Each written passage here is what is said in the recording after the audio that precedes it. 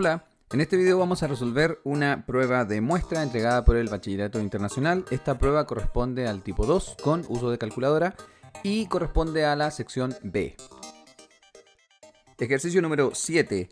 Nos dicen que Adam sale de excursión desde su campamento situado en el punto A, acá vemos el punto A, camina durante 45 minutos con una velocidad promedio de 4,2 km por hora con rumbo de 35 grados, acá marcamos el rumbo, respecto al campamento hasta que para hacer un descanso en el punto B, acá tenemos el punto B. Entonces nos piden hallar la distancia que hay entre el punto A y el punto B. Sabemos entonces que la velocidad promedio fue de 4,2 km por hora, pero no alcanzó a recorrer ni siquiera una hora caminando Adam. Él solamente recorrió 45 minutos, que es lo mismo que 3/4 de una hora. Por lo tanto, si queremos saber cuál es la distancia que recorrió, bueno, sabemos que va a ser un poco menos de 4,2 kilómetros. Para saber el número exacto vamos a multiplicar 4,2 por 3/4. Si hacemos ese cálculo vemos que en este caso el número obtenido es 3,15. Es decir, esta distancia que recorrió Adam entre el punto A y B es 3,15 kilómetros. Vamos ahora con la pregunta B. Dice que Adam sale del punto B siguiendo un rumbo de 114 grados y camina una distancia de 4,6 kilómetros hasta que alcanza el punto C, como lo podemos ver acá abajo en el gráfico. Entonces el rumbo es 114 grados, entonces vamos a marcar acá los 114 grados y nos señalan que se recorre una distancia de 4,6 kilómetros. Por lo tanto, este segmento entre B y C corresponde a 4,6 kilómetros. Nos piden en el ejercicio mostrar que el ángulo ABC tiene una medida de 101 grados. Entonces vamos a recapitular un poco la información que tenemos hasta ahora. Sabemos que desde el punto A hasta el punto B nos desplazamos inicialmente. Ese segmento tenía una medida de 3,15 kilómetros. Luego desde el punto B nos desplazamos hacia el punto C y la medida de ese segmento era 4,6 kilómetros. También dentro de la información que trabajamos vimos que este segmento, acá en el punto B, en el vértice B, se genera un ángulo de 114 grados. Y también desde el punto A vimos que se generaba un ángulo de 35 grados, que estoy marcando ahora. Entonces veamos lo siguiente, estas dos rectas que tienen relación con los rumbos son dos rectas paralelas. Todo par de rectas paralelas tiene ángulos alternos internos que tienen la misma medida. Por lo tanto, en este caso tenemos estos dos ángulos de 35 grados. Con esa información vamos a poder calcular este ángulo que está acá. Simplemente a 180 restamos 114 porque son suplementarios. Y vemos que este ángulo mide 66. Por lo tanto, nuestro ángulo, el que nosotros estamos buscando, correspondería a la suma de estos dos ángulos. De 35 más 66. Entonces, hacemos esa suma y vemos que efectivamente el ángulo ABC mide 101 grados. En la siguiente parte del ejercicio nos piden hallar la distancia que hay entre el campamento y el punto C. Entonces, de momento tenemos el segmento BCE que mide 4,6, tenemos el segmento AB y tenemos el ángulo entre estos dos segmentos. Podemos usar el teorema del coseno para determinar el segmento AC. El teorema del coseno nos indicaría esta expresión que tenemos acá. Vemos que tenemos los dos lados, que en este caso son 3,15 y 4,6, son estos dos lados que están acá. Tenemos que hacer la operación de multiplicar dos veces por esos mismos lados y multiplicar por el coseno de 101, el ángulo que se forma entre ellos. Si hacemos ese cálculo vamos a llegar a que el segmento C mide 6,05 usando calculadora, por supuesto. En la siguiente parte nos piden hallar la medida del ángulo BCA. Para esto vamos a ocupar el teorema del seno. ¿Cómo lo vamos a ocupar? Tenemos este ángulo que es el que nos están pidiendo, entonces vamos a relacionar ese ángulo con el lado opuesto. Entonces vamos a escribir que el seno de este ángulo, que es el ángulo BCA, dividido por el lado opuesto, que en este caso es 3,15, debería ser igual, en este caso, a el seno de 101, que es el otro ángulo que tenemos, dividido por su lado opuesto, que en este caso sería 6,05. Si hacemos un despeje multiplicando por 3,15, vamos a llegar a que el seno de BCA es 0,51. Entonces, para obtener el ángulo BCA, aplicamos la función inversa, seno a la menos 1, por supuesto con calculadora, y vamos a ver que en este caso el valor del ángulo es 30,7.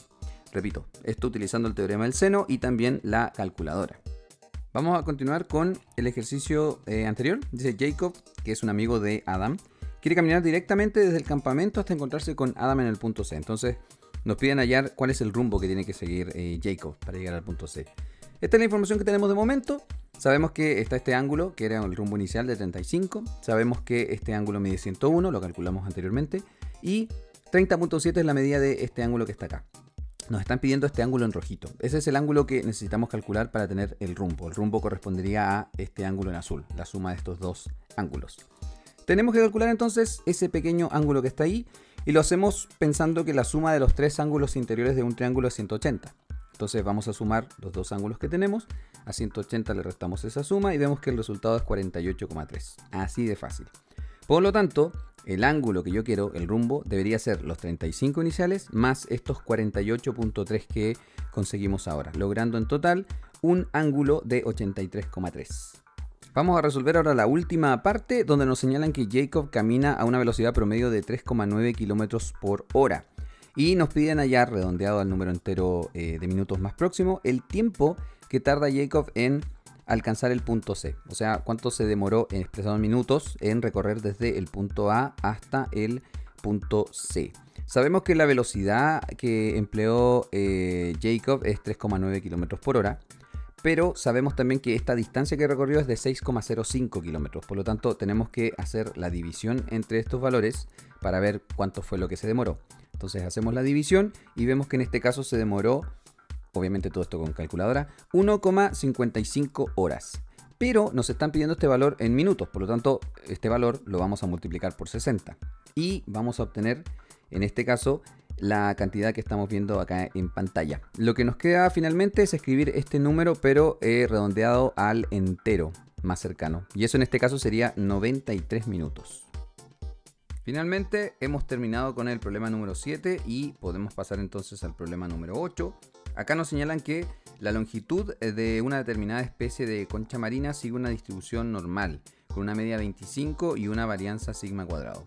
Nos señalan que la probabilidad de que x sea menor que 24,15 es 0,1446 y nos piden encontrar la probabilidad de que un valor esté entre 24,15 y 25. Entonces, tenemos un problema de distribución normal. Vamos a hacer el gráfico correspondiente. Sabemos por la información que nos entregan que la media es 25. Vamos a escribirla por acá. Y también nos hablan de la probabilidad de los valores inferiores a 24,15. Entonces, ese 24,15 está en algún lado. No sabemos exactamente dónde. Lo vamos a ubicar acá, 24,15. Y lo que sabemos es que su probabilidad, la probabilidad de que el valor de x sea menor que 24,15 es 0,1446. Por lo tanto, esta área que pinté en rojo tendría como valor 0,1446. Ahora, lo que nos están solicitando en el problema no es esa área en rojo, es esta área que estoy pintando ahora en color verde. ¿Cómo podemos encontrar esa área de forma fácil? Tenemos que saber que por la simetría de la distribución normal, todo este sector que ahora estoy pintando con color blanco corresponde en probabilidad a 0,5. Por lo tanto, si a ese 0,5 le restamos lo que tenemos en rojo, que en este caso corresponde a 0,1446, vamos a obtener el área que está en color verde, que es justamente lo que nos están pidiendo. Luego, en el siguiente ejercicio, nos preguntan cuál es la desviación típica. Nosotros de momento tenemos dentro de los datos que nos entregan, tenemos que la varianza es sigma cuadrado. La desviación típica no la tenemos, solo sabemos que su signo es sigma. Entonces, para poder calcularla, una opción es utilizar el puntaje Z. ¿En qué consiste esto? Nosotros de momento tenemos esta información, tenemos la media que es 25 y tenemos este valor 24,15, también tenemos esta área que estoy pintando en amarillo ahora. Entonces lo que podemos hacer es encontrar el valor Z que se relaciona con este valor en particular. Para ello usamos la calculadora, vamos a ingresar un documento nuevo, ingresamos una calculadora y dentro de calculadora vamos a la opción de menú, después probabilidad, después distribuciones y finalmente vamos a elegir la opción que es de distribución normal. Ahora, dentro de la normal, en este caso vamos a escoger la normal inversa. Siempre que queramos encontrar el puntaje Z asociado, hacemos eso. El área en este caso que nosotros conocemos es el área que está en color amarillo, 0,1446. Queremos estandarizar esto y dejar la media en 0 y la desviación típica en 1. Entonces vamos a seleccionar acá OK. Y vemos que el valor Z asociado en este caso es menos 1,05. Entonces, este valor, 24,15, lo vamos a asociar con el valor Z, 1,05988 negativo. Ese es el valor asociado que vamos a trabajar. El puntaje Z, por fórmula, corresponde a esta expresión. Entonces, acá vamos a ingresar los datos que tenemos. Vamos a ingresar Z, X y mu. para encontrar la desviación típica. El valor de z en este caso, lo habíamos calculado recién, es menos 1.05988. El valor de x respectivo era 24,15. El valor de la media también nos lo entregan, es 25. Y vamos a dividir, ahí estoy escribiendo el 25, vamos a dividir por la desviación típica, que es lo que estamos buscando. Hacemos acá un despeje y con la ayuda de la calculadora, por supuesto, vamos a ver cuál es el valor de sigma. Si lo desarrollamos en calculadora, vamos a ver que en este caso ese valor de sigma es 0.802. A continuación tenemos una situación similar, pero nos dicen a partir de lo anterior hay la probabilidad de que la concha marina elegida al azar mida más de 26 milímetros de largo. Lo hacemos con calculadora también. Entonces vamos a ingresar en la misma calculadora. Vamos a presionar la opción de menú. Vamos a probabilidad, distribuciones y después vamos a seleccionar la normal, porque sabemos que es una distribución normal. Entre la opción de F, DP y DA vamos a elegir DA, que es la acumulada. Nosotros acá queremos los valores que comienzan en el número 26, entonces acá escribimos 26, y que llegan al infinito. Queremos todos los valores superiores a 26. Entonces vamos a escribir acá el símbolo de infinito usando control y esta tecla. Ahí tenemos el símbolo de infinito. Y en este caso la media que nosotros estamos trabajando es 25. Y el valor de sigma lo calculamos recién. La desviación típica nos dio 0.802. Presionamos OK y vamos a tener la probabilidad que en este caso es ese número, 0.106 con 3 cifras significativas. Por lo tanto, la probabilidad de que el valor sea mayor que 26 va a ser 0.106. Vamos al siguiente problema. Nos dicen en una playa dada se escoge una muestra aleatoria compuesta por 10 conchas marinas. Sea ahí el número de conchas marinas que miden más de 26 milímetros de largo. Y nos piden hallar la esperanza. Entonces lo único que tenemos que hacer acá es multiplicar. En este caso estamos seleccionando 10, por lo tanto sería multiplicar 10 por la probabilidad que era 0.106. Por lo tanto el resultado sería 1.06. Eso significa que de las 10 se espera encontrar 1.06 que midan más de 26 milímetros de largo. Luego, en la siguiente pregunta dice, haya la probabilidad de que exactamente 3 de estas conchas marinas midan más de 26 milímetros de largo. Entonces, de las 10 queremos que 3 midan más de 26. O sea, estamos frente a una distribución binomial. Porque del total de 10 queremos que solamente 3 cumplan con la característica de éxito. Es decir, mayor a 26 milímetros. Entonces, este tema binomial lo vemos con calculadora. Vamos a ingresar una página de calculadora, presionamos menú, probabilidad y luego vamos a distribuciones. Dentro de distribuciones seleccionamos la binomial. ¿Cuál de todas? Vamos a seleccionar la primera, la que está en la letra A. Esa es para un valor en particular. La que tenemos abajo sería la acumulada. Pero ahora necesitamos puntualmente tener 3. Por lo tanto, el número de pruebas que estamos haciendo es 10. La probabilidad de éxito, la calculamos antes, era 0.106. Y el valor de X, la cantidad de éxitos que queremos, es 3. Presionamos OK y vemos que la probabilidad en este caso es ese número que está ahí. Una probabilidad bastante baja, pero bueno. Esa es la probabilidad de que me salgan exactamente 3 que midan más de 26 milímetros. Luego tenemos la última parte del problema. Dice, una concha marina elegida al azar mide menos de 26 milímetros de largo, lo contrario a lo que vimos recién. Y nos piden hallar la probabilidad de que mida entre 24,15 y 25 milímetros. Entonces, la probabilidad en general la calculamos como los casos favorables dividido por los casos totales. Los casos favorables en este caso, lo que queremos que ocurra, es que mida entre 24,15 y 25. Esa probabilidad ya la habíamos calculado antes. Ese valor es 0.355. Y respecto al total de casos que queremos acá, nosotros queremos que mida menos de 26 milímetros. Entonces, antes habíamos calculado cuál es la probabilidad de medir más de 26 milímetros. Por lo tanto, la probabilidad de medir menos de 26 es su complemento. Es cuánto le falta para ser 1. Entonces, para obtener ese valor, al número 1 le restamos esta probabilidad y vemos que en este caso el resultado es 0.894. Esa es la probabilidad de obtener menos de 26 milímetros. Por lo tanto, acá abajo, nuestros casos totales en este caso sería 0.894. Hacemos esta división que tenemos acá, los favorables dividido por los casos totales, y vamos a obtener la probabilidad que estamos buscando. Entonces, en este caso, con calculadora, hacemos esa división Y vamos a ver que el resultado en este caso es este número que estamos viendo acá. Con eso hemos finalizado el problema número 8. Ejercicio número 9. Considere una función f tal que está expresada por esta función que vemos acá, donde el valor de x varía entre 0 y 10 y el valor de b es un número real. Primero tenemos que hallar el periodo de esta función. Entonces vamos a recordar algunos elementos importantes de una función trigonométrica. En este caso estamos considerando calcular el periodo. El periodo, por la información que tenemos acá, vemos que corresponde a 360 dividido por b, o su equivalente 2pi dividido por b. ¿Qué ocurre? El valor de b en este caso, si notamos acá en la expresión general, el valor de b es el número que tenemos acá. En el caso del ejemplo que nos plantean aquí sería número 20. Pero en el caso concreto de lo que nos están preguntando ahora en el ejercicio, ese valor sería pi sextos. Por lo tanto, tenemos que considerar lo siguiente. Sabemos que el periodo es 2pi dividido por el valor de b. Pero el valor de b en este caso estamos viendo que corresponde a pi sextos. Por lo tanto, tenemos que hacer este cálculo. Esto que está acá básicamente es una división, es el número 2pi dividido por pi sextos.